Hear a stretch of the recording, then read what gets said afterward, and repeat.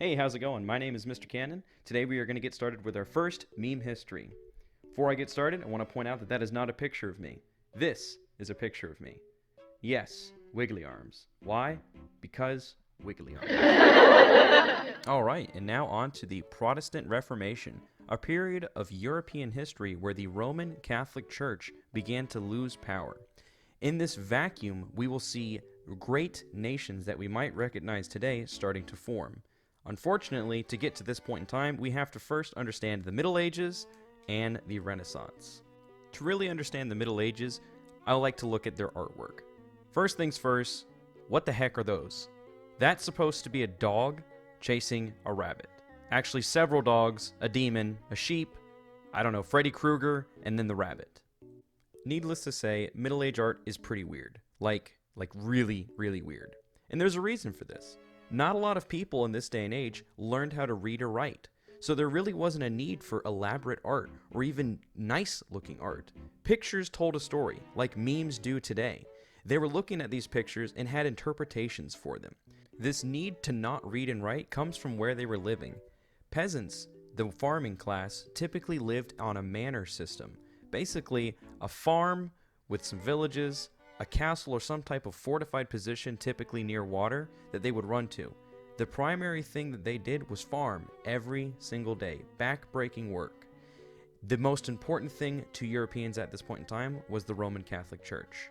This, however, changed during the Crusades. These Crusades were battles that took place between Europe and the Middle East and Northern Africa. The Islamic empires, or the Muslim empires, had taken over these portions of the Holy Land, or Jerusalem. Europeans, primarily Roman Catholics, wished to help the Byzantine Empire recapture these areas that were once theirs. Ultimately, the Middle East was not recaptured by the Europeans. Europe did not win the Crusades, but they did get something out of it, primarily trade. Here comes the money. Here we go. Money talk. Here comes the money. Money, money, money, money, Dollar, dollar. Dollar, dollar.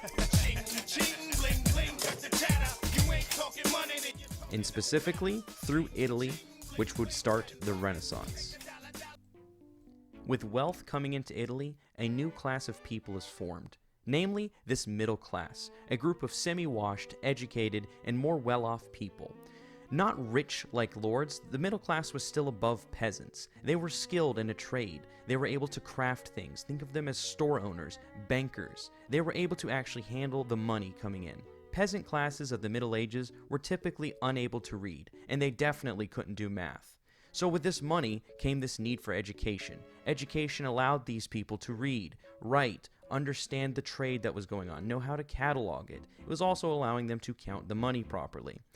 There was one group in particular that started to form at this point in time. They were known as the Humanists, a group of people that believed that people can actually do things. Bravo! World history, you finally got there. You finally believe that people can achieve things beyond just farming or working for a lord. So proud of you. But because of thinkers like this, Europe gets a problem. You see, the church, old Papa Pope, was the big dog on campus, complete power and able to bend kings to their will at the threat of excommunication. With such power, the power began to go to their heads.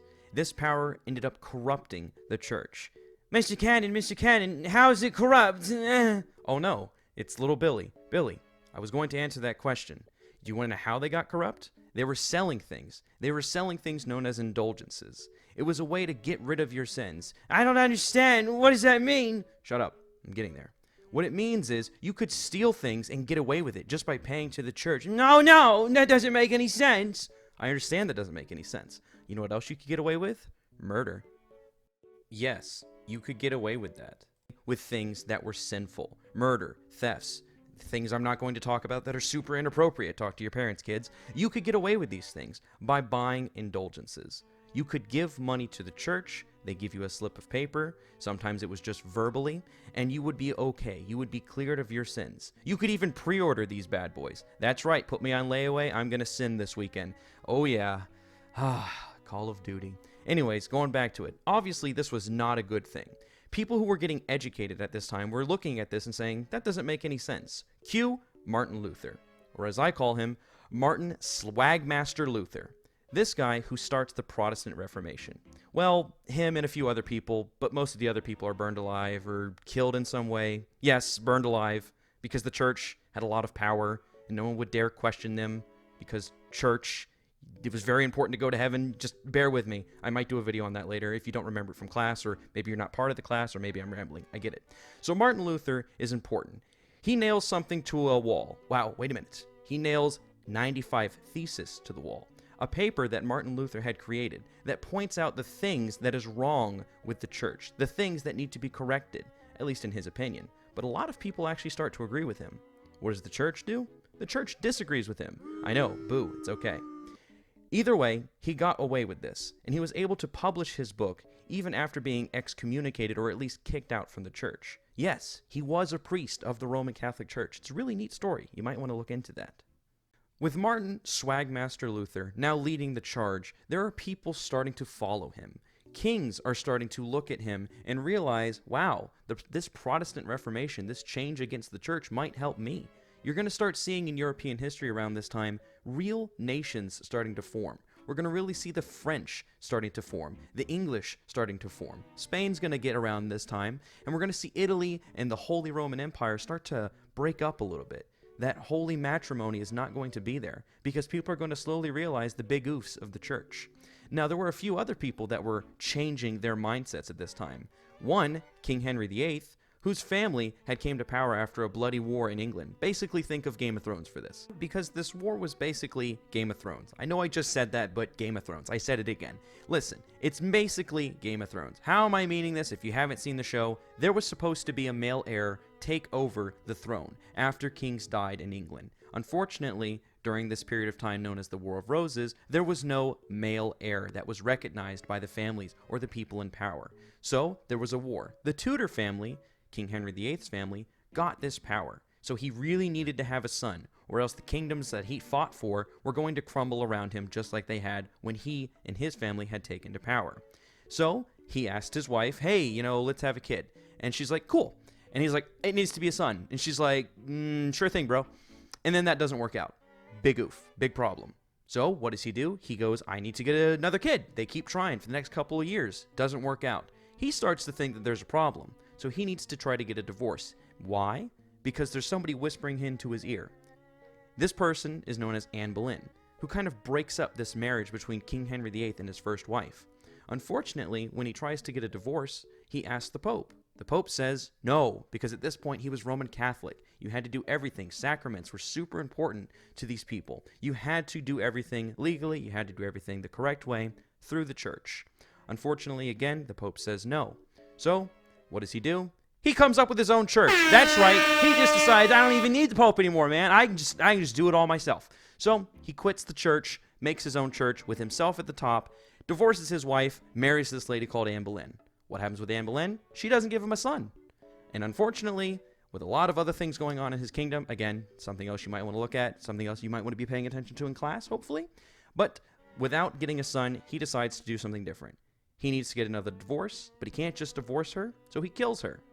So, what happens after that? He marries another woman. He goes through exactly 4 more women after this. 5 women after his first wife, 6 in total. 2 of which he executes. Not himself, but he gets somebody to do it for him. 1 of which dies after giving birth. 2 others, well, I really wouldn't be doing my job if I just gave you all the answers. The point to history classes is not to just give you facts or give you information that you'll never use again, unless you're playing trivia for some reason. I don't know. But it's not to just give you these facts or give you this information. History classes are slowly becoming obsolete because you can Google all this stuff. It's not about remembering the information. It's about remembering the questions to ask, remembering the topics so that you can find the information.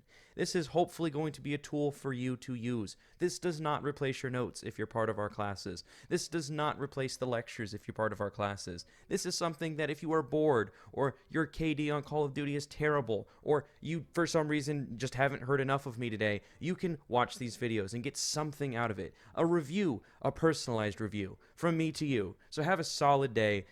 Click the bell notification. Give me Patreon money so I can buy more crayons and we can do more maps in class. And I don't know, whatever other people do. Fist bumps. Have a good day. Just remember, memes, memes, memes.